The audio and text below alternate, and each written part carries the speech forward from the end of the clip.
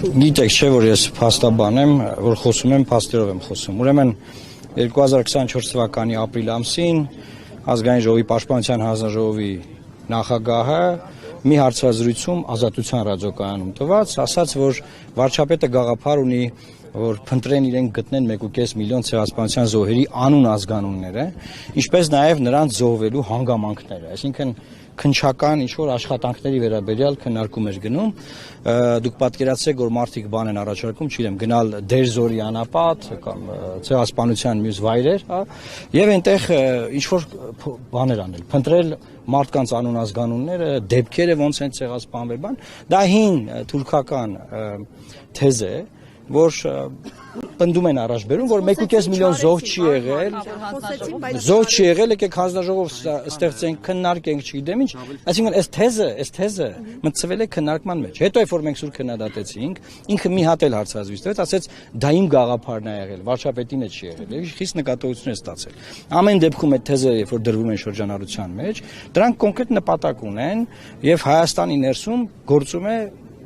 թուրք-ադրբեջանական փափուկ ուժ։ Ինչ է սա նշանակում։ Որ ոչ թե ինչ-որ պատերազմական գործողություններ, այլ փափուկ ուժով փորձում են մարդկանց մտքերը,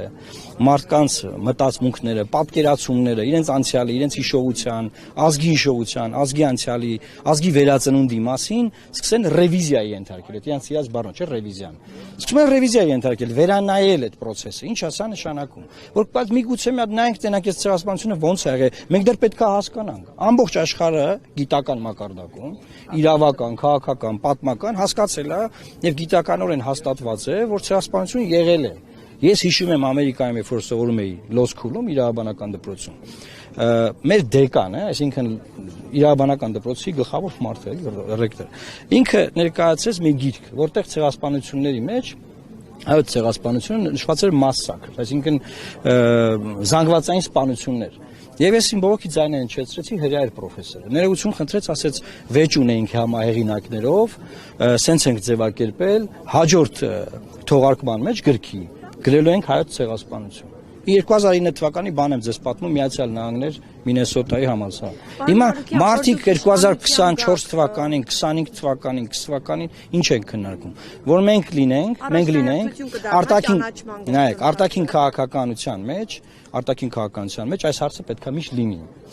Ծայրահեղությունից ծայրահեղություն կա ուրացությունը ծայրահեղությունը, կա առաջնահերթություն դրոշակի պես բերել առաջին պլան, դա նույնպես ծայրահեղություն է, բայց արտաքին քաղաքական մեր հարցերի մեջ պետք է լինի, որովհետև այն ունի անվտանգային նշանակություն մեր համար։ Օրինակ ինչ որ եղել է հայոց ցեղասպանության ժամանակ 111 տարի առաջ, ինչի մասին է եղել, որ հայերը չպետք է այստեղ ապրեն, մեր համար խնդիր են, հայերին պետք է կոտորել եւ կոտորում են։ Հետո գալիս է օրինակ Արցախում էթնիկ զտում։ Էլի հայերը չպետք է այստեղ ապրեն, մեզ խանգարում են եւ էթնիկ զտում պետք է լինի։ Հետո գալիս է Միջանցքի խոսակցությունը, չէ՞, ինչի մասին է։ Մենք պետք է գանք, բայց դուք այստեղ չպետք է կանգնեք։ Միջանցքի թեման ինչի մասն է։ Մենք պետք է գանք, մեր բեռները տանենք, բերենք, չգիտեմ ինչ անենք, բայց ձեր սահմանապահը այստեղ չպետք է կանգնի։ Երբ որ դու միջազգային գործընկերներին, օրինակ, Ամերիկայից, Մեծ Բրիտանիայից ներկայացնում ես խնդիրը այս ոճով, պատմական ընթացքը ցույց է տալիս։ Մարդը քեզ հասկանում է, թե ինչ է կատարվել այն ժամանակ ու ինչ է կատարվում հիմա։ Բայց երբ որ դու կտրում ես այդ ամեն ինչը, աղճատում ես, մի հատ նայենք դրանք ցեղասպանությունը ոնց է եղել, հուշահամալիրը ոնց են կառուցել, բանից հուշահամալիրը կառուցվել է, հա, դա ինչ է եղել, դա եղել է հայ ժողովրդի վերածննդի ժամանակաշրջաններից մեկը։ Վերջին հաշվով ցեղասպանության հարցի բարձրաձայնումը, անկախական շարժումը, նույն ԱՄԿ-ի, հա, անկախական շարժումները նույնպես սկսվել են այս հարցերը հիշելուց, մեր պատմական հիշողության մեջ արձանագրելուց եւ մեր պատմական հիշողության մեջ այն ոչ թե պահանջատիրության իմաստով եմ սա ասում, այլ մեր իմունիտետի, ազգային իմունիտետի բարձրացման պաշտպանության համար։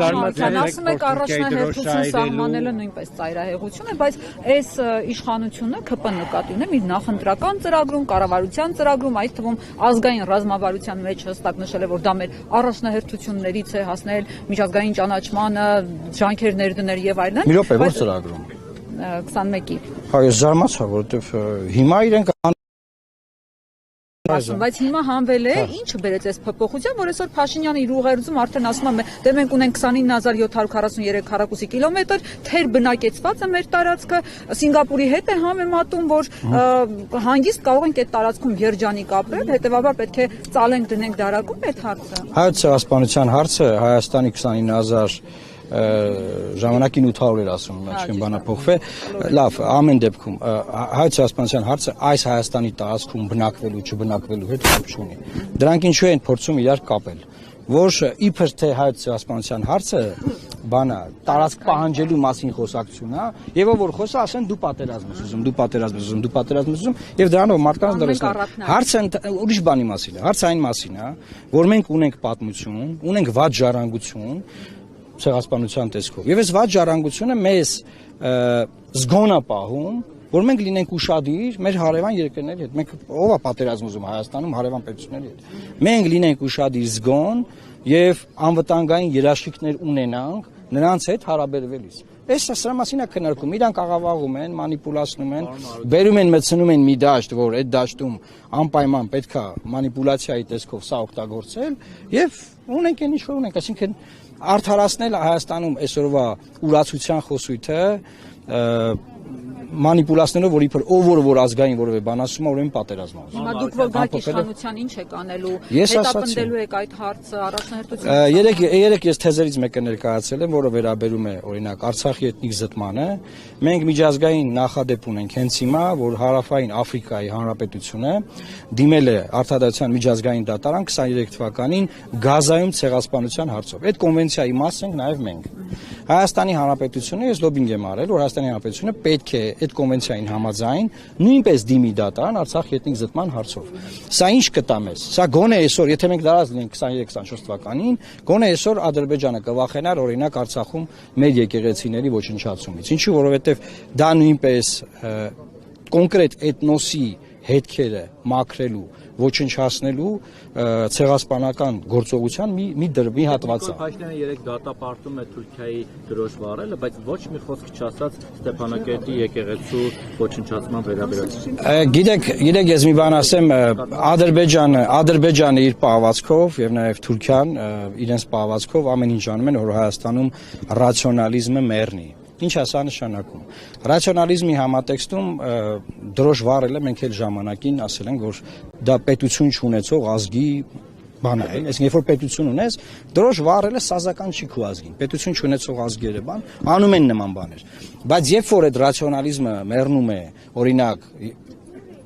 կոնկրետ եկեղեցու փլուզումը ոչնչացումով Ստեփանակերտում արդեն մարդիկ չեն կարողանում լսել ռացիոնալ խոսք դրա վերաբերյալ։ Հիմա իրենք այդ որ դատապարտել են, լավ դատապարտել են դրոշի այրում, ես հասկանում եմ, կա դիվանագիտություն, կա հարաբերություններ։ Եկեղեցու փլուզումը, եկեղեցիների ոչնչացումը Արցախում ինչու չեն դատապարտել։ Ես կոնկրետ օրինակ եմ բերել, որ իսրայելցի մի զինվոր Լիբանանի տարածքում Հիսուս Քրիստոսի խաչը կոտրել էր, նկարը կա էլի։ Եվ այս նկարը համացանցում տարածվում է։ Ամբողջ քրիստոնյա աշխարհը սկսում է քննադատել Իսրայելին։ Հետո Իսրայելի բոլոր պաշտոնատար անձինք սկսում են հերթով ներեգություն խնդրել, ափսոսանքի խոսքեր ասել։ Ման եւ հետո տեղադրում են նկար, որ խաչը ուղղել են եւ շտկել են, կոտրված է եւ ամեն ինչ նորմալ է։ Հիմա երբ որ Հայաստանը ձայն չի հանում, քրիստոնյա ոչ մի ժողովուրդ, ոչ մի ինստիտուտ, որևէ քրիստոնյա եկեղեցի, բացի մեր եկեղեցին նկատի ունեմ, չի միանում են արշավին, որ դատապարտի, որ քրիստոնեական ժառանգությունը, մշակույթը, առաջին քրիստոնյա ազգի մշակույթը, դուք որ ինչ եք ոչնչացնում Արցախում։ Եվ դրանով նաև Ալիևը շատ անկեղծ է, այս էլ ասեմ ու ամփոփեմ այս մասը։ Ինչու՞։ Որտեղ Ալիևը հայ ժողովրդին դանով ուղերձա տալիս, որ ձեզ որ ասում են մենք նախաստորագրել ենք խաղաղության պայմանագրի տեքստ, նախագիծը, դա մի խաբվեք հայ ժողովուրդ, որովհետև մենք ձեր այդ խաղաղության պլաններ չունենք։ Եթե խաղաղության պլաններ ունենայինք, այդ եկեղեցի այլի կթողեինք, եթե ամեն ինչ բացվելու է, խաղաղ լինելու, դե կգանք, մոմ կվառենք, չէ՞ ինչն է պատճառը, որ անպայման քանդվի։ Այսինքն Ալիևը անկեղծ հայ ժողովրդին ասում է, որ ձեզ խաբում են, մենք ձեր հետ կապված խաղաղության պլաններ չունենք։ Բաներ չունենանք եւ դրանով նաեւ օգնում է հայ ժողովրդին, որ հետ գա իր արմատներին եւ հասկանա, որ իրան խափում են, մանիպուլացնում են լավ ապրելու, ցմփ բան է, համերգների, բաների, խորովածի այս ուտել խմելու բանի համատեքստում էլի, ուրիշներն է թող։ Ալեն Սիմոնյանը հենց Ստամբուլում այսպեսի մի հայտարարություն էր, ասում է, որ Թուրքիայի հարաբերությունների հաստատմանը խոչընդոտում է Ադրբեջանը։ Հենց Ստամբուլում հայտարարություն արել։ Ըստ ձեզ, սա Նիկոլ Փաշինյանի կամ այդպես համաձայնեցված է, դա գործադիրի քաղաքականության հետ ու ինչ ուղերձ է սրանով այդ հաշվի առնելով, որ հենց Ստամբուլում է, հա, նման հայտարարություն։ Տեսեք, ես կարծում եմ սպիկերի դերը միշտ Հայաստանում օգտագործվել է, որպեսզի ավելի ազատ այլ մեսիջներ տրվի, կարծում եմ համատեքստում է, բայց դա խոստովանություն այն ամոթալի վիճակի մասին, որ ունենք հայ-թուրքական բանակցային տրակում, որովհետև այդ process-ը նշանակում է, որ մեզ այն ժամանակ խաբել են, որ դիվանագիտական ազնագրերի համար սահմանը բացվելու է։ Հետո նորից են խաբել,